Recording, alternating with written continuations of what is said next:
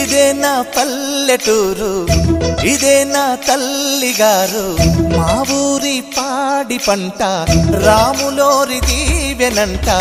తల్లి గోదావరి నీళ్ళు కడిగ సీతమ్మ పాదాలు, ఊరంతా హాయ్ హాయ్ హాయ్, మనసంతా హాయ్ హాయ్ హాయ్. ఇదే నా పల్లెటూరు, ఇదే నా తల్లిగారు, మా ఊరి పాడి పంట రాములోరి దీవెనంట.